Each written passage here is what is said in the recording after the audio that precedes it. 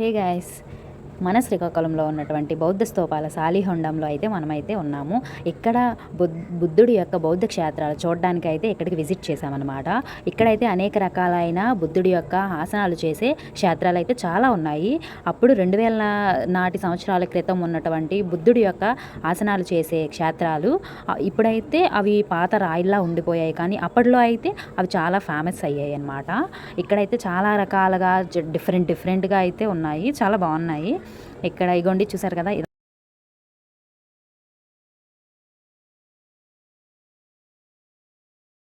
ఇక్కడ ఉన్నటువంటి నిర్మాణాలన్నీ బుద్ధుడి యొక్క ఆసనాలు చేసే నిర్మాణాలు అన్నమాట. ఇవన్నీ ఇటుకలతో రాయిలతో అయితే పేర్చడం జరిగింది. సాలిహొండం అనేది శ్రీ వెంకట గిడుగు రామ్మూర్తి గారు 1919లో కనుగొన్నారనమాట.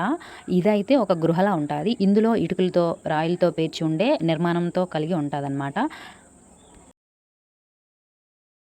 అలా బయటకు వచ్చి చూసేటప్పుడు అయితే ఆ వ్యూ పాయింట్ అనేది చాలా బ్యూటిఫుల్గా కనిపిస్తుంటుంది.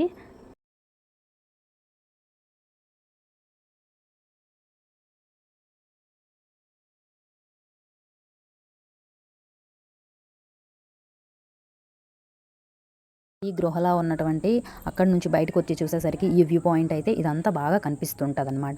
ఇది మన శ్రీకాకుళం నుంచి 18 కిలోమీటర్స్ దూరంలో అయితే ఈ సాలిహొండం అనేది ఉంటుంది. ఇది మన వంశధార నది ఒడ్డున అయితే ఉండడం జరిగిందనమాట.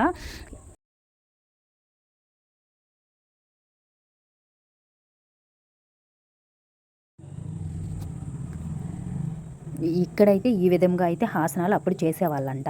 ఈ వ్యూ పాయింట్ అయితే మన శ్రీకాకుళంకి ఉన్న 18 కిలోమీటర్స్ దూరంలో అయితే ఈ సాలిహొండం అనేది ఉందన్నమాట. అక్కడ నుంచి ఈ వ్యూ పాయింట్ అంతా చాలా బ్యూటిఫుల్గా కనిపిస్తుంటుంది.